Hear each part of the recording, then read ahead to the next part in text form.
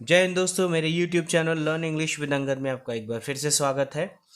पिछली कुछ वीडियो से मैंने आपको पैसिव वॉइस को इंट्रोड्यूस किया था, जिसमें मैंने present indefinite, present continuous, present perfect, इन तीनों का पैसिव वॉइस कैसे बनाया जाता है, कैसे समझा जाता है, ये एक्सप्लेन करके वीडियो अपलोड कर दिया था।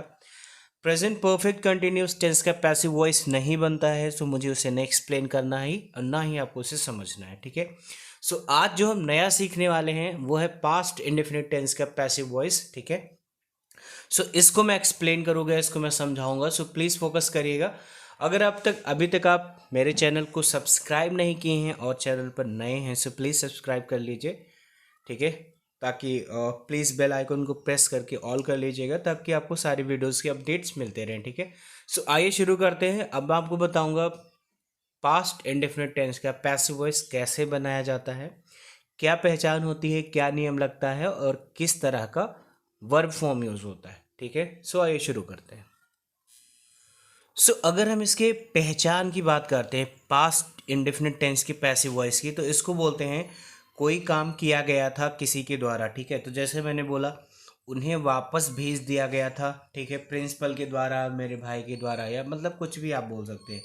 किसी के द्वारा को इतना समझना नहीं है, बस आपको इतना समझना है कि कोई काम किया गया था किसी के द्वारा, लेकिन सब्जेक्ट नहीं होता। जैसे यहाँ पर मैंने लिखा है उन्हें वापस भेज दिया गया या भेज दिया गया था, लेकिन किसने भेजा ये मालूम नहीं है।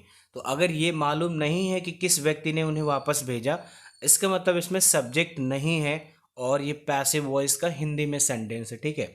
अब इसका मैं एक्टिव वॉइस भी एक बार आपको समझा देता हूँ, जो नॉर्मल सेंटेंस है। जैसे यहाँ पर लिखा, मेरे पापा ने उन्हें वापस भेज दिया था, ठीक है। अब समझ में आया। या प्रिंसिपल ने उन्हें वापस भेज दिया था, ठीक है। इस तरह से आप कुछ भी, मेरे पड़ोसियों ने उन्हें वापस भेज दिया था, मतलब आप कुछ भी बोल सकते हैं। तो यहाँ पर वापस भेजने का काम कौन कर रहा है? मेरा भाई, मेरे पापा, प्रिंसिपल, पड़ोसी, ये सब्जेक्ट हो गए। लेकिन अगर इसी सेंटेंस में यहाँ लिखा है उन्हें वापस भेज दिया गया था, तो यहाँ पर वापस भेजने का काम किसने किया ये नहीं है, और इस वजह से ये पैसिव में बनेगा, ठीक है। अब ये बहुत आसान है पैसिव वॉइसेस का, तो इसलिए मैं आपको जल्दी से इसका स्ट्रक्चर समझा देता हूँ, टाइम बिना खराब किए, ताकि मैं आपको एक दो एग्जांपल्स भी समझा पाऊँ। अब देखिए, मैंने आपको एक पैसिव वॉइस का स्ट्रक्चर यहाँ पर लिखा है। जैसे मैंने लिखा पैसिव वॉइस का सब्जेक्ट, ठीक है, वॉज या वर आएगा, प्लस मेन वर्ब की थर्ड फॉर्म आएगी, ऑब्जेक्ट आएगा। अब ऑब्जेक्ट में अगर कुछ है तो लिखेंगे, अदरवाइज केवल आ जाता है बाय समबडी, ठीक है। जैसे मैंने लिखा उन्हें वापस घर भेज दिया गया था, दे वर सेंट होम बाय, ऐसे बनाएंगे। मतलब अगर ऑब्जेक्ट दूसरा ऑब्जेक्ट है तो बनाएंगे, अदरवाइज उसकी ज़रूरत नहीं पड़ती है। अगर इस सेंटेंस को मुझे ट्रांसलेट करना हो, वापस भेजने की इंग्लिश होती है सेंड बैक, ठीक है। यहाँ पर मैंने लिखा सेंड बैक या रिटर्न, दोनों बोल सकते हैं। सेंड सेंट हो जाता है, ठीक है, V2 और V3 इसका। पैसिव में आपको मैंने हमेशा बताया था कि वर्ब की थर्ड फॉर्म ही आती है, तो ये चीज़ हम ध्यान में रखेंगे। अब इसको मैं ट्रांसलेट करता हूँ पहले, फिर आपको समझाने की कोशिश करूँगा। देखिए यहाँ पर लिखा है सब्जेक्ट, तो उन्हें वापस भेज दिया गया था, तो ये पहले आ जाएगा। यहाँ पर मैंने लिखा दे, ठीक है। यहाँ पर वॉज है और वर है, दो चीज़ें हैं, तो ये प्लूरल है, तो प्लूरल के अकॉर्डिंग ये वर्ब आएगी, हेल्पिंग वर्ब, ठीक है। यहाँ पर मैंने लिखा दे वर, ठीक है। अब इसके बाद देखिए, इसका ये दो पार्ट हमने कर लिया, एक सब्जेक्ट वाला और एक वाला। अब बचा हमारा मेन वर्ब की third form, they were sent, क्योंकि पैसिव हमेशा थर्ड फॉर्म से बनती है। दे वर सेंट, उन्हें वापस भेज दिया गया था, दे वर सेंट बैक।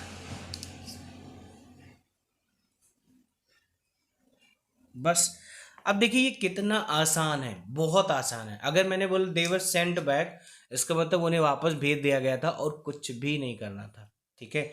बस इतना ध्यान रखना है कि इसमें सब्जेक्ट है सेंटेंस में कि नहीं। अगर सेंटेंस में सब्जेक्ट है, इसका मतलब वो एक्टिव वॉइस है, ठीक है। अगर सेंटेंस में सब्जेक्ट नहीं है, मिसिंग है, तो इसका मतलब वो पैसिव वॉइस है। अब इसको बनाना इतना मुश्किल नहीं है जितना हम पैसिव वॉइस को सोचते हैं या मानते हैं, है बहुत आसान, ठीक है। तो एक चार्ट मैं आपको बना के दिखा दूंगा जब पैसिव वॉइस का सारा स्ट्रक्चर पूरा हो जाएगा कि किस टेंस में कौन सा स्ट्रक्चर कैसे यूज किया जाता है, और वर्ब की थर्ड फॉर्म तो हमेशा और सब में आती है।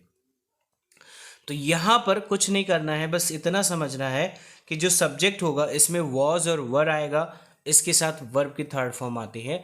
तो डायरेक्टली हम क्या करते थे अभी तक, जब हम एक्टिव वॉइस को ट्रांसलेट करते हैं सो हम सब्जेक्ट प्लस वर्ब की सेकेंड फॉर्म रखते थे पास्ट इंडेफिनिट के लिए, ठीक है यहाँ पर। लेकिन पैसिव वॉइस में वॉज और वर जुड़ जाता है, इस वजह से लगता है डिफरेंट, ठीक है। चूंकि इसमें सब्जेक्ट नहीं होता है तो इस वजह से उसका नियम और इसका स्ट्रक्चर बदल जाता है, ठीक है। सो आइए मैं आपको कुछ एग्जांपल्स करके दिखा देता हूँ 2-3, ताकि आपका डाउट सारा क्लियर हो जाए, ठीक है। पहले मैं एक्टिव वॉइस में हिंदी में लिखूंगा, फिर पैसिव वॉइस में लिखूंगा, ताकि एकदम आसानी से आप इसे समझ जाएं। अब आइए मैं आपको एक सेंटेंस यहाँ पर मैंने लिखा है और उसको एक्सप्लेन करके समझाता हूँ, ताकि आपका डाउट कंप्लीटली दूर हो जाए, रिमूव हो जाए, ठीक है। देखिए एक सेंटेंस मैंने लिखा है एक्टिव वॉइस में, जैसे यहाँ पर मैंने लिखा विनय ने सांप को मार दिया था, ठीक है, या विनय ने सांप को मार दिया, मतलब दोनों सही है हिंदी में। और इसमें मैंने बताया था वर्ब की सेकेंड फॉर्म आती है। तो सबसे पहले देखिए सब्जेक्ट आया, वर्ब की सेकेंड फॉर्म आई और ऑब्जेक्ट आ गया। सो यहाँ पर लिखा मैंने विनय किल्ड द स्नेक, विनय ने सांप को मार दिया था। अब इसी चीज को आइए पैसिव वॉइस में बनाते हैं। सो सांप को मार दिया गया। अब अगर यहाँ मैं चाहूँ तो था जोड़ सकता हूँ, नहीं जोड़ूंगा तब भी सही है, जोड़ दूंगा तब भी सही है, ठीक है। सो सांप को मार दिया गया था विनय के द्वारा, यही पैसिव हो गया। ये द्वारा की ज़रूरत नहीं है, बट आपके समझने के लिए, क्योंकि ऊपर सेंटेंस में मैंने विनय यूज़ किया था इसलिए विनय यहाँ पर भी यूज़ कर रहा हूँ। लेकिन इस पार्ट को, अगर इतने पार्ट को देखा जाए, सांप को मार दिया गया था, किसने मारा पता नहीं है, फिर मैंने लगा दिया विनय के द्वारा, तो विनय के द्वारा मतलब पैसिव ही होगा, ठीक है। अब इसको पास्ट इंडेफिनिट में ट्रांसलेट करने के लिए कुछ नहीं करना होता है, नियम जानना ज़रूरी होता है।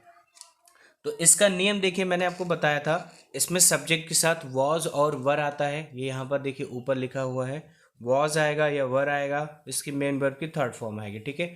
अब आइए इसको ट्रांसलेट करते हैं। सो मैंने बोला पैसिव वॉइस को कैसे बनाएंगे पास्ट इंडेफिनिट में, ये ऐसे बनेगा, सांप को मार दिया गया था। सो सबसे पहले आप बोलेंगे द स्नेक, SNAKE, ठीक है। अब एक सांप है तो वॉज और वर में से दोनों में से क्या आएगा वो जानना ज़रूरी है। तो सिंगुलर के साथ वॉज आता है, प्लूरल के साथ वर आता है। तो एक सांप है तो आएगा वॉज, द स्नेक वॉज। अब मारने की इंग्लिश किल होती है और थर्ड फॉर्म लगा देंगे किल्ड, ठीक है। द स्नेक वॉज किल्ड, किसके द्वारा, विनय के द्वारा। सो लिखेंगे बाय विनय। ये इसका कंप्लीट ट्रांसलेशन हो गया, ठीक है।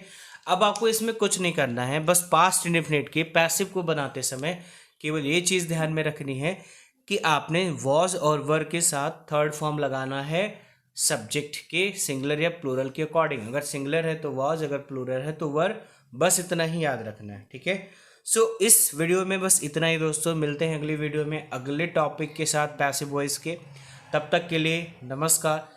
अगर अभी तक आपने मेरे चैनल को सब्सक्राइब नहीं किया है सो प्लीज़ सपोर्ट करिए, प्लीज़ सब्सक्राइब कर लीजिए, प्लीज़ वीडियो को लाइक कर दीजिए, शेयर ज़रूर कर दीजिए ताकि दूसरों तक भी पहुंच पाए। So thank you so much for अभी तक सपोर्ट के लिए। मिलते हैं, बाय बाय, टेक केयर।